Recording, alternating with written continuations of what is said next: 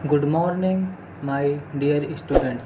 और आज हम बात करेंगे कॉम्प्लेक्स नंबर अर्थात सम्मिश्र संख्या के ऊपर।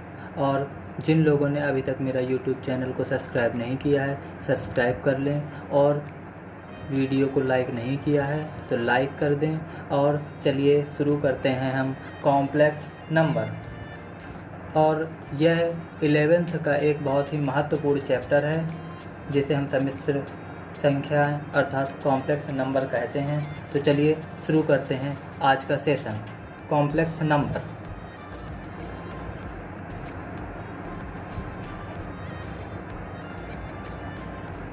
स्टूडेंट्स, जैसा कि आप सभी जानते हैं कि कुछ संख्याएं रियल होती हैं और कुछ संख्याएं इमेजिनरी होती हैं, अर्थात संख्याओं का एक ऐसा युग्म जिसमें एक पार्ट रियल हो और दूसरा पार्ट इमेजिनरी हो, उसे हम सम्मिश्र संख्या कहते हैं। और सम्मिश्र संख्या को z से व्यक्त करते हैं, अर्थात यदि कहीं पर दिया गया है कि z बराबर x प्लस आई वाई, तो हम इस पूरे भाग को सम्मिश्र संख्या कहते हैं। और इसका जो x भाग होता है वह एक रियल पार्ट होता है और i के साथ जुड़े हुए पार्ट को हम इमेजिनरी पार्ट कहते हैं। इमेजिनरी पार्ट कहते हैं।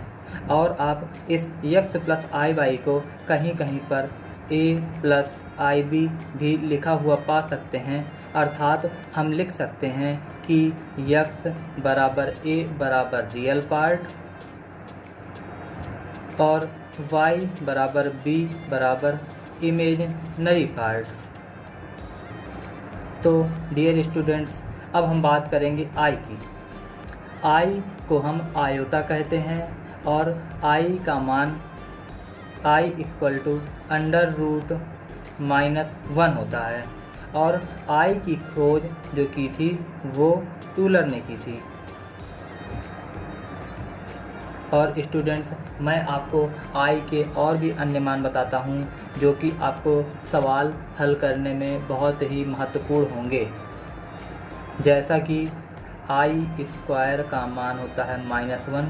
और आप स्टूडेंट सोच रहे होंगे कि ये -1 कहाँ से आया। तो जैसा कि मैंने आपको बताया है कि i का मान √-1 होता है, और यदि हम √-1 का स्क्वायर कर देते हैं तो हमें -1 प्राप्त होता है। इसी प्रकार i³ का मान हम i स्क्वायर लिख सकते हैं, और i स्क्वायर का मान मैंने अभी अभी आपको बताया है जो कि -1 होता है, अर्थात हम i का गुणा -1 से कर देंगे तो -i प्राप्त होगा, अर्थात i³ का जो मान होता है वो -i होता है। और अब हम बात करते हैं i की पावर 4 की। तो i की पावर 4 को हम i² अर्थात -1 क्रॉस -1 अर्थात 1, अर्थात आप देख रहे हैं कि i की पावर 4 का मान 1 हो गया। अब हम बात करते हैं i की पावर 5 की। तो i की पावर 5 को हम i² और जैसा कि आपने देखा है कि इसका मान 1 होता है और i का मान √-1 होता है। तो जब हम 1 का गुणा √-1 से करेंगे तो हमें √-1 प्राप्त होगा, अर्थात i प्राप्त होगा। इसी प्रकार i की पावर 6 का मान i² -1 और जब हम तीनों का गुणा करेंगे तो हमें -1 प्राप्त होगा। अर्थात स्टूडेंट्स, मैं आपसे यह बात कह सकता हूँ कि यदि ये जो घाते हैं वो अगर सम हो तो हमें एक वास्तविक संख्या प्राप्त होगी। जैसे कि मैं आपको दिखाता हूँ कि i² ये घात सम की है तो हमें एक वास्तविक संख्या -1 प्राप्त हुई। इसी प्रकार i की पावर 4 में हमें 1 प्राप्त हुआ। इसी प्रकार i की पावर 6 में भी हमें -1 प्राप्त हुआ, और i³ में हमें -i इमेजिनरी, i की पावर 5 में हमें i प्राप्त हुआ, जैसा कि आप देख रहे हैं। अर्थात हम कह सकते हैं कि घात सम है तो वास्तविक संख्या प्राप्त होगी, और यदि इसी के विपरीत घाते विषम है तो इमेजिनरी संख्या प्राप्त होगी। और अब हम बात करते हैं कॉम्प्लेक्स कंजुगेट अर्थात सम्मिश्र संयुग्मी। सम्मिश्र संयुग्मी अर्थात माय डियर स्टूडेंट्स, मैं आपको समझाता हूँ कि जैसे कि कोई कॉम्प्लेक्स नंबर दिया है Z1 जो कि x प्लस IY है और दूसरा नंबर दिया गया है Z2 बराबर x माइनस IY। जैसा कि आप देख रहे हैं Z1 और Z2 समान है, केवल विपरीत हैं तो उनके चिन्ह। अतः हम कह सकते हैं कि यदि x को हम x1 और y को y1, x को x2 और y को y2 मान लें तो x1 बराबर x2 और y1 बराबर माइनस y2 हो तो इससे सम्मिश्र संयुग्मी कहते हैं।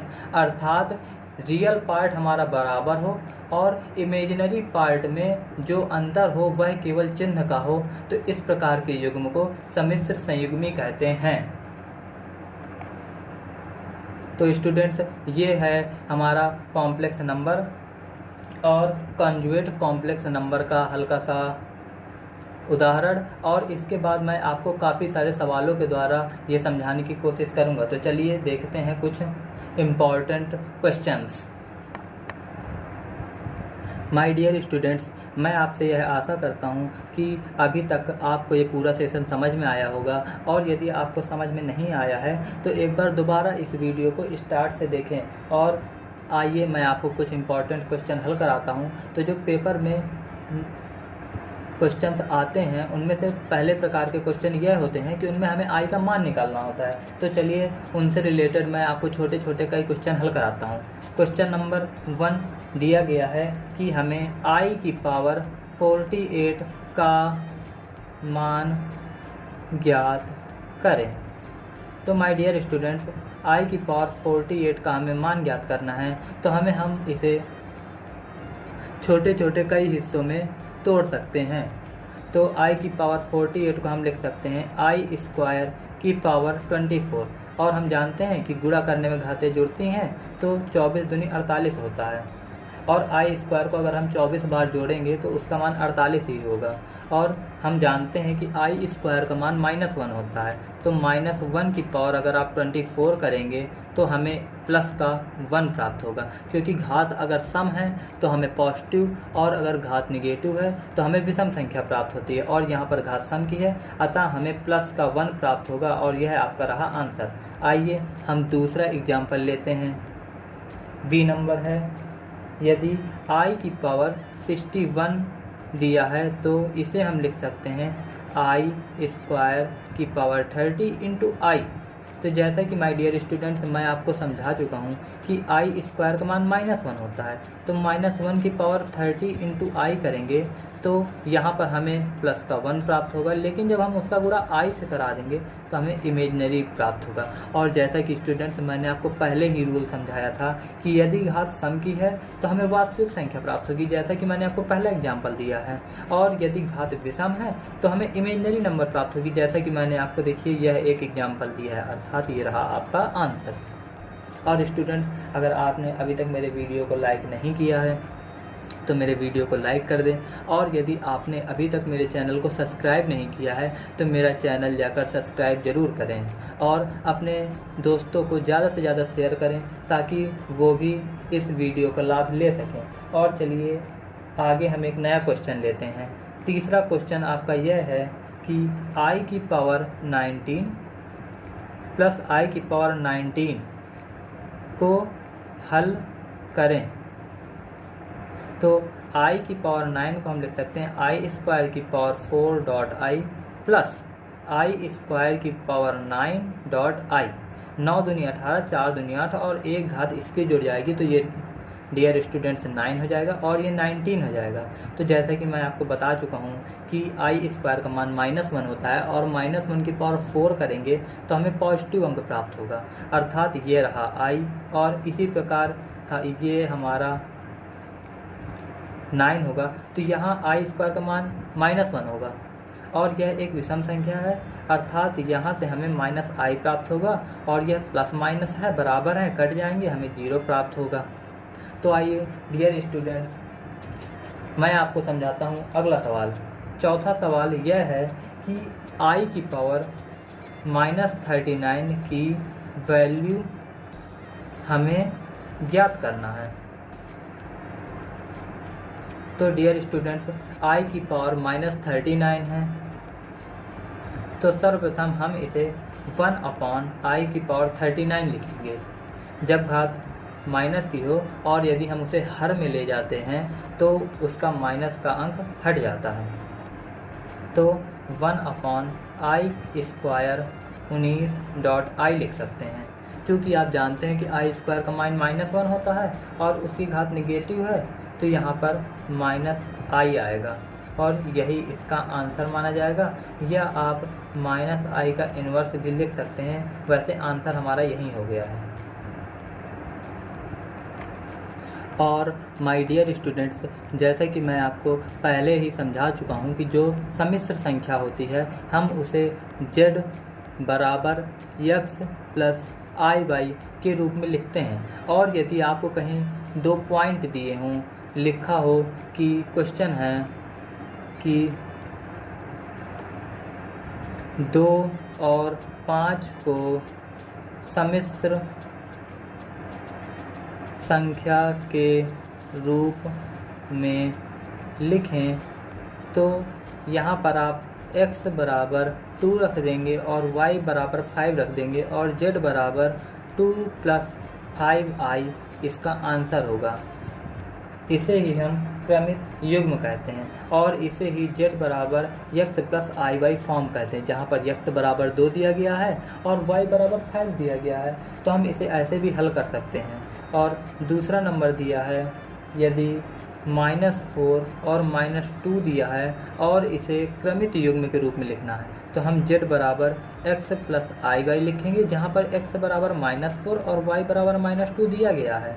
तो -4 -2i और यह रहा आपका आंसर। और स्टूडेंट्स, आपके पेपर में और भी कई इम्पॉर्टेंट सवाल आते हैं जिन्हें मैं आपके सामने लेकर आ रहा हूँ। तो दिया गया है क्वेश्चन कि 5 - 5i प्लस -1 - 8i। तो माय डियर स्टूडेंट्स, इसको समझाने से पहले मैं आपको एक उदाहरण देना चाहूँगा। जैसा कि आप सभी देखते हैं कि अच्छे लोग अच्छे लोगों के साथ रहते हैं और बुरे लोग बुरे लोगों के साथ। अर्थात जो अच्छे लोग का ग्रुप होता है उसमें अच्छे लोग ही होते हैं और जो बुरे लोगों का ग्रुप होता है उसमें बुरे लोग होते हैं। और इस क्वेश्चन में भी कुछ ऐसा ही होगा। अर्थात जो रियल नंबर होंगे वो रियल नंबर के साथ ऐड होंगे और जो इमेजनरी नंबर होंगे वो इमेजनरी के साथ ऐड होंगे। तो हम इसे लिख सकते हैं 5 - 5i -1 - 8i। तो ये हमारा इमेजनरी है, जिसके साथ i जुड़ा होता है हम उसे इमेजनरी पार्ट कहते हैं, और जो a होता है अर्थात जो पहले दिया होता है उसे रियल पार्ट कहते हैं। तो 5 - 1 हो जाएगा तो 4 हो जाएगा और ये दोनों जुड़ जाएंगे, 8 × 5 = 13i और यह इसका आंसर हो जाएगा। इसी प्रकार हम एडिशन, सब्सट्रैक्शन तथा मल्टीप्लिकेशन करते हैं। तो माय डियर स्टूडेंट, मैं आपके सामने लेकर आता हूँ एक दूसरा सवाल। जैसे कि एक दूसरा क्वेश्चन दिया गया है कि -2a plus 3bi plus 3a plus 5bi और प्लस 8a माइनस 6bi और दिया है कि इसका योग ज्ञात करें। तो जैसा कि मैं आपको इससे पहले वाले क्वेश्चन में भी बता चुका हूँ कि जो रियल पार्ट होता है क्वेश्चन का वो रियल पार्ट के साथ ऐड होता है और जो इमेजनरी पार्ट होता है वह इमेजनरी पार्ट के साथ ऐड होता है। तो यहाँ पर -2a plus 3a plus 8a एक साथ जुड़ जाएगा और प्लस 3bi प्लस 5bi और -6bi एक तरफ ऐड हो जाएंगे। अर्थात 8 3 11 और 11 में से 2 चले गए, बचा 9a प्लस 5 3 8 होता है और 8 में से -6 अगर चले जाएंगे तो बचेगा 2bi। अर्थात यह क्रमित युग्म है अर्थात इसे ही हम z बराबर 9a + 2bi कहेंगे। और इसका 9a है वह रियल पार्ट है और 2b इसे हम इमेजनरी पार्ट कहते हैं। तो माय डियर स्टूडेंट्स, मैं आप सभी से यह आशा करता हूँ कि यह वीडियो आपने अंत तक देखा है और यह वीडियो आपको समझ में भी आया है। मैं कुछ ही दिनों में अर्थात 2 और 3 डेज में एक कॉम्प्लेक्स नंबर का नया वीडियो लाऊंगा। तो पहले आप इस वीडियो को देखें और अच्छी तरह से तैयार कर लें। उसके बाद अगला आने वाला वीडियो आपको और भी अच्छी तरह से समझ में आएगा। और यदि अभी तक आपने मेरा चैनल सब्सक्राइब नहीं किया है तो मेरा चैनल सब्सक्राइब कर दें। वीडियो को लाइक नहीं किया है तो वीडियो को लाइक कर दें और ज़्यादा से ज़्यादा शेयर करें। धन्यवाद।